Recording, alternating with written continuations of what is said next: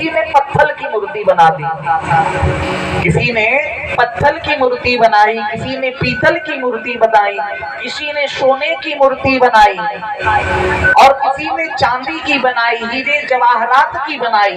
लेकिन धन्य है भगवान वेदव्यास जिन्होंने भगवान का शब्दमय विग्रह बनाया।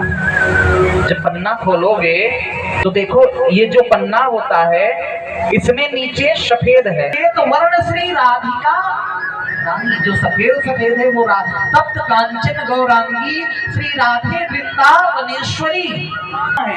और जो उनपे श्याम वर्ण में लिखा गया है, जो स्याही से लिखा गया है, वो भगवान श्याम सुंदर है। इसीलिए कहते हैं तेनेयम बांगमयी मूर्ति प्रत्यक्षा वर्तते, ये साक्षात भगवान का शब्दमय विग्रह है।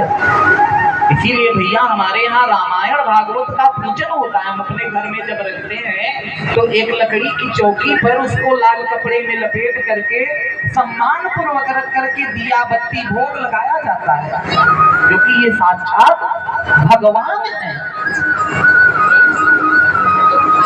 देखो हमारे यहाँ दो ग्रंथ हैं, जो पढ़ने वाले बच्चे वो भी ध्यान दें। दो ग्रंथ हैं, एक साधक साध्य ग्रंथ है और एक कृपा साध्य ग्रंथ है। जब हम फिजिक्स पढ़ते हैं, केमिस्ट्री पढ़ते हैं, मैथ पढ़ते हैं, बायोलॉजी पढ़ते हैं, जूलॉजी पढ़ते हैं, ये साधक साध्य ग्रंथ है। मतलब इनको जितना आप पढ़ोगे उतना ये आपके दिमाग में धसेंगे।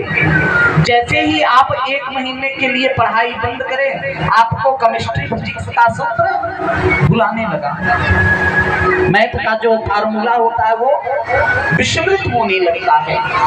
उसी प्रकार हिस्ट्री में अगर आपने एक डेढ़ महीना हिस्ट्री इतिहास पढ़ना छोड़ दिया तो इतिहास में इतनी तिथियां हैं, इतने डेट हैं कि सारे डेट आपके दिमाग से निकलना गायब हो जाएंगे। बोले इसको जितना आप पढ़ोगे, जो हमारे ग्रंथ हैं, भागवत है, वेद है, राम कथा है, शिव पुराण है, ये सब कृपा साध्य ग्रंथ होते हैं। इनकी जब तक आपके ऊपर ये कृपा नहीं करेंगे तब तक आप इनके गूढ़ रहस्यों को नहीं जान सकते। अगर आप चाहे मूढ़ विमूढ़, भगवान शिव कहते हैं कि हे पार्वती, राम जी का गुण जो है, गुणानुवाद जो है, ये बहुत गूढ़ है। इसको तो सुन करके उसमें भगवान की लीला का, भगवान की करुणा का अनुभव करेंगे। और जो विमूढ़ जन है, जो मूढ़ है, जो केवल कमी निकालने के लिए पढ़ते, तो बोले वो उसमें और विमूढ़ हो जाएंगे और मूर्ख हो जाएंगे। उसमें भगवान के तत्व का बोध नहीं कर पाएंगे, वो केवल भगवान की कमी निकालते रह जाएंगे।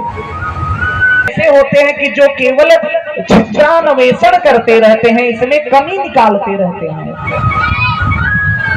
तो बोले ज्ञानी जन पावहि विरत हो ही मूढ़ विमूढ़।